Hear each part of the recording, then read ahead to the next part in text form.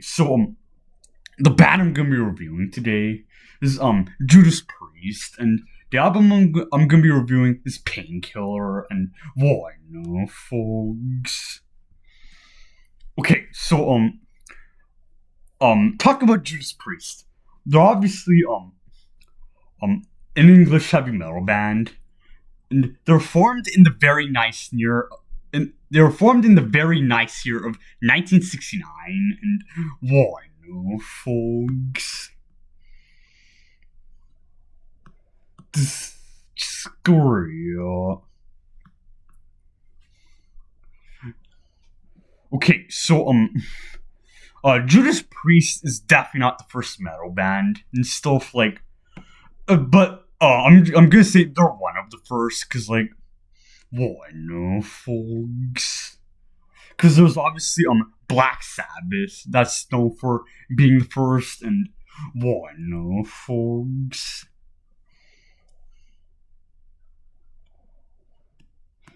This real. And in terms of the album releases, there's a lot. There's almost 20, I think. Like, I forget what the number is. I forget the number of albums Judas Priest has released, but I know for sure, at least 18 or 19. Like, it's almost 20, so why no, folks? So they've been around, almost, 55 years, which is a long time, and why no, folks? Okay, talking about this album I got here, Painkiller. It's the 12th album, released on September 14th, 1990, and stuff. And why no, folks?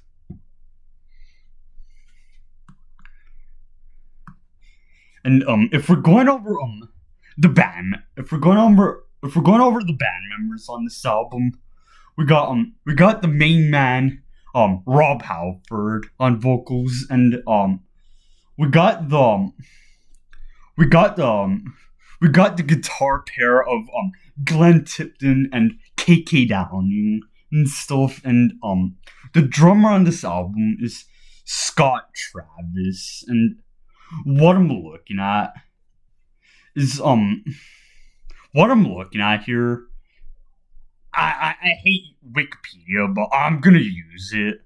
What I'm looking at here is saying the bassist is Ian Hill, and it says here credited, but may not actually appear. So I don't know what that means and stuff. Like, why no, folks? But what I'm also looking at here, there's a guy, Don Airy, and it appears what I'm looking at, he did keyboards on 2 songs and stuff, and it appears Minimog bass on all other songs, so I don't really know who the real bassist on this album is. Like, why no, folks?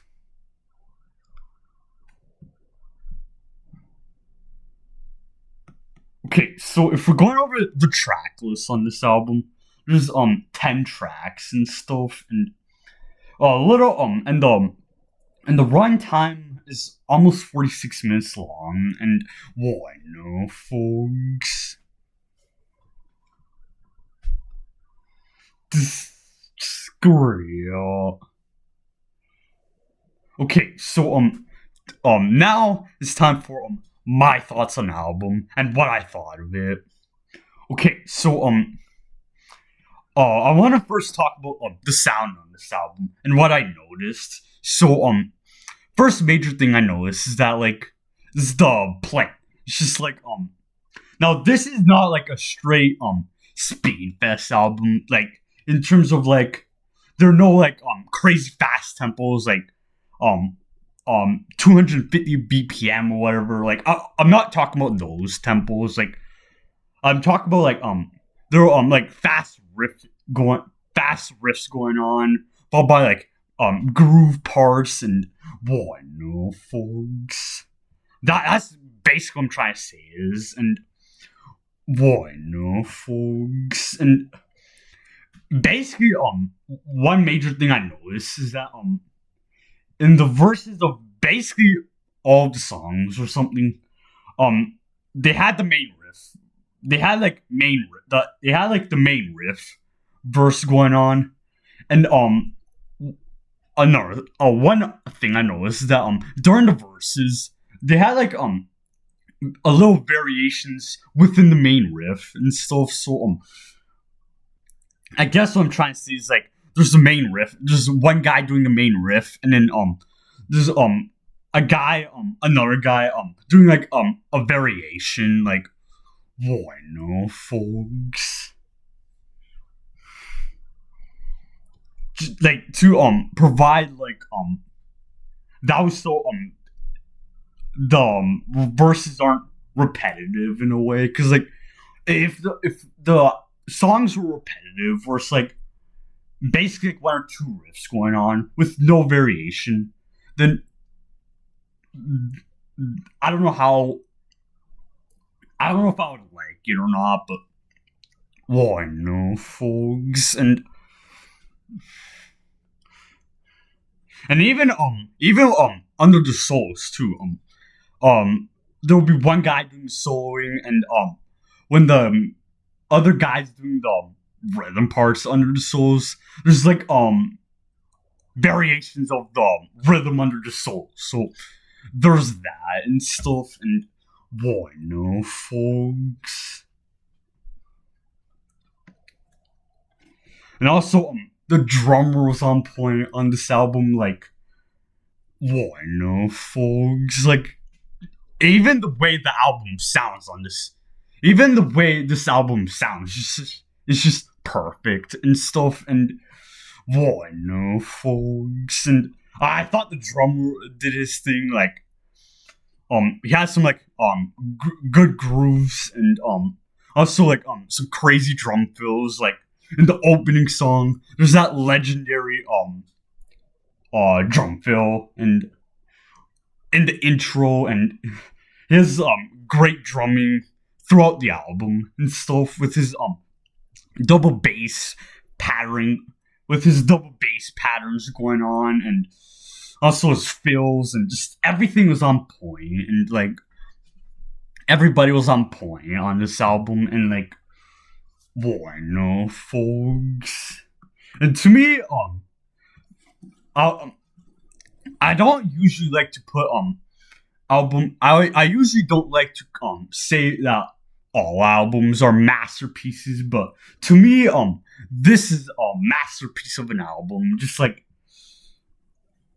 basically almost everything is perfect. Like whoa, I know folks. And I think this album was released a little after the Judas Priest scandal where a couple there were the balance taken to court and all of that stuff and boy no folks and to me this album is like a rejection against just like a rejection against life I guess like I don't know how to perfectly describe it but like boy no folks.